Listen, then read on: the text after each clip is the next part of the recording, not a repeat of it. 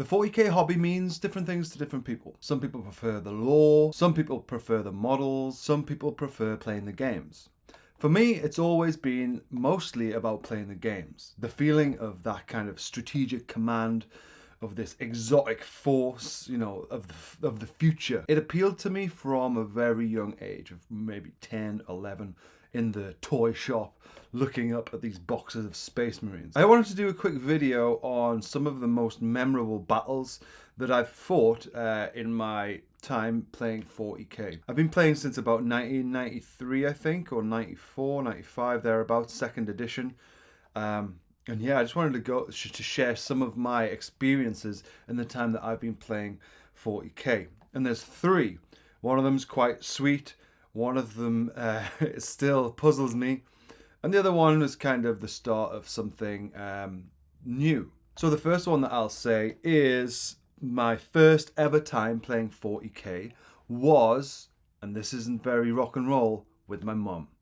So my mum bought 40k for me for the first time. Maybe some of it is the same for you. And I remember I just put together all the little Gretchen, or the Grots, or whatever people call them now, and the orcs and the cardboard terrain from the second edition, Space Marines. They were just the coolest thing ever. And I basically skimmed through the rules to try and get a basic grasp of what was going on with Warhammer 40,000.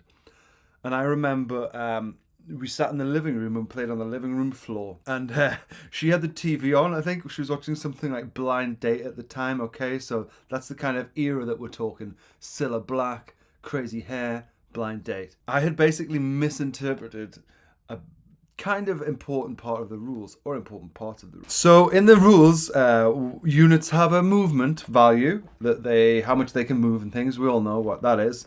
And they also have a unit coherency. Everyone has to stay together in squads, etc. 2 inches. And I had basically taken that to mean that you could move one of your models in a squad, say the 4 inches, and then the next one could go 2 inches, and the next one could go 2 inches, and the next one could go 2 inches. So basically in turn 1 of playing Warhammer 40,000 with my mum, the first time ever, she basically, I had surrounded all of her Space Marines with like a 3-foot long line of Gretchen. The furthest one must have moved like 40 inches or something like that. And for me, that's memorable. She was a little bit disinterested because that's not her bag, but good on her for just showing willing and playing along with me, because even that kind of whetting my appetite a little bit, I think, has gone on to keep me interested in it, to the point that here I am today, 36 years old, and still playing the game. The second one is basically the first time that I ever really played with my own army in a Games Workshop shop. And that was pretty terrifying for me. We didn't have Army Builder in those days, or any software or apps or anything like that. It was basically me in an Excel document working out how many points everything is to try and get under, I think it was 1,000 points in store. And I'd been going to this Games Workshop. It was the nearest one to my house. It was in a city called Sunderland, which is about half an hour away from where I grew up. And yeah, I remember, and I was young teenager at the time, going through and, okay, a melter gun, what's that, 12 points? And I was playing Imperial Guard at the time. Loved Imperial Guard. Still love Imperial Guard, but don't have any at the minute, unfortunately, except for Marbo. And yeah, I was basically making sure that I get in under 1,000 points with this list. And you know how it is when you're trying to do that and you end up going 3 points over, and you think, can I go 3 points over? No, you can't. And I remember printing it off, 2 copies or 3 copies with my army case, and just being like really nervous about taking it. You're like, not only are you taking your army that you've painted to the best of your ability, which mine was not very good at the time, so that's embarrassing. And then it's like, have you got your paperwork right? They need to see your army lists. Is that all in order?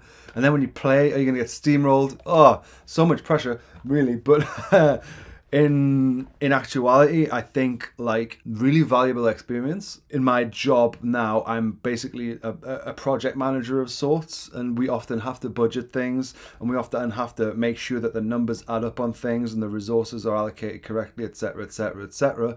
And honestly, Warhammer 40,000 introduced those principles to me at a fairly early age. And so I think that is another one, the very first time that gets itself in, for me, the memorable like Hall of Fame. So the next one, and this is the one that's a bit funny. I tell people about this online. I've told people about this on Reddit and things before, and it usually gets a few chuckles. So a company that I worked for maybe like 6 or 7 years ago, we started getting back into 40k. I hadn't played 40k for like 10 years, 15 years or something like that. I still had my models and boxes, but you know, a few people started showing interest in it again. And yeah, we basically got back into it. People started new armies. People dusted off their old armies and we started playing battles again. So one of the guys that was playing with us, he was very into like his new armies, and he had piles and piles of grey plastic, like his, what's it called? Hoard of Shame, I suppose you could call it, is was vast. And I think he since has paid people, commission painters to paint them all. We were playing battles and things, and we were just playing small ones. And I played Imperial Guard, and I would always take three squads of infantry, maybe a heavy weapons squad, an HQ squad, and then maybe like 3 tanks, sometimes 4 or 5 tanks if I could. And you know, I was doing pretty well with them, with Imperial Guard at the time, and I was enjoying it. And you know, I was like, you know, you had the tanks to soften things up, the las guns to mop up any remainder. It was all pretty good fun. I was having good fun doing it. You know, mixed bag. I think I won more than I lost when we were playing those battles over the course of, it must have been like a year. And anyway, I hadn't played this guy yet, I don't think. And he had Dark Eldar. And Dark Eldar are renowned for being the kind of, what's the word, like glass pistol, is it, or something like that? You know, quite fragile, but also super powerful. Renowned for like anti-tank and things. You know, they were telling me, and everyone was like, oh, you know, you're going to get absolutely ruined by this Dark Eldar. And I thought, okay, cool, that's fine.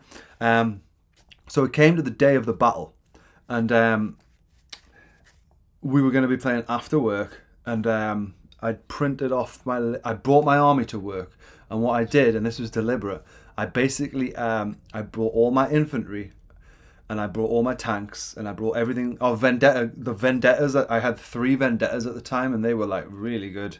And they were super cheap on points.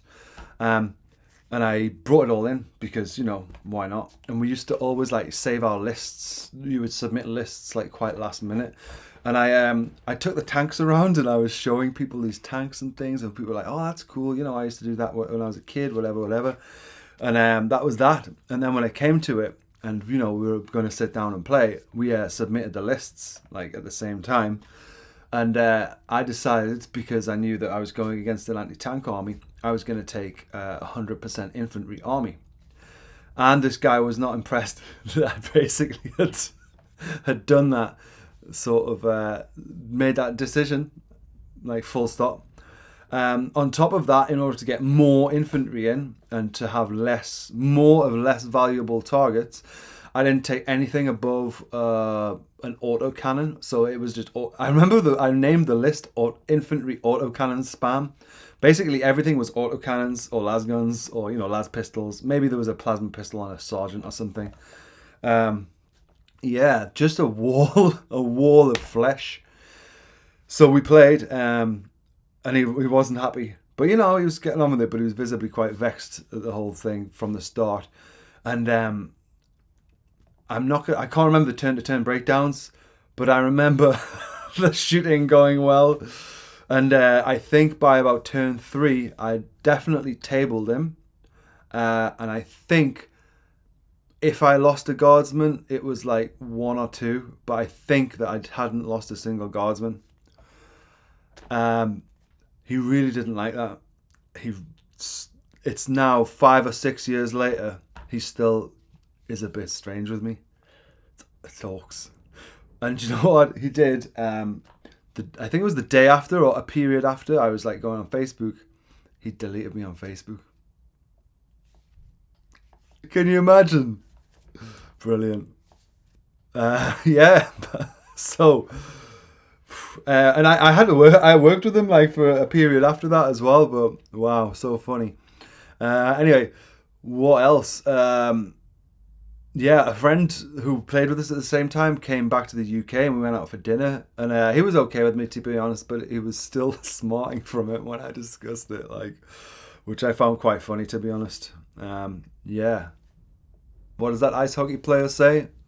Why you have to be mad? It's only a game. Yeah, I agree. So yeah, I kind of wanted to share some memorable ones with you. I tell you what, if you guys want, like, leave a comment saying what your most memorable one is, and I'll do a follow up if you like. Basically sharing other people's memorable battles. I've heard that some people can be really nasty at tournaments and things where people are really competitive. I hope that's not the case, but I can imagine it is. Leave a comment, leaving any of your most memorable battles. Hopefully none are like horrible, but I wouldn't be surprised if they're awesome. All right, cool. I've been Peacetime Painting, just a quick video. Yeah, don't forget to hit like and subscribe and hit the little bell icon, I think, if you like. Yeah, Peacetime Painting out. Have a good day wherever you are.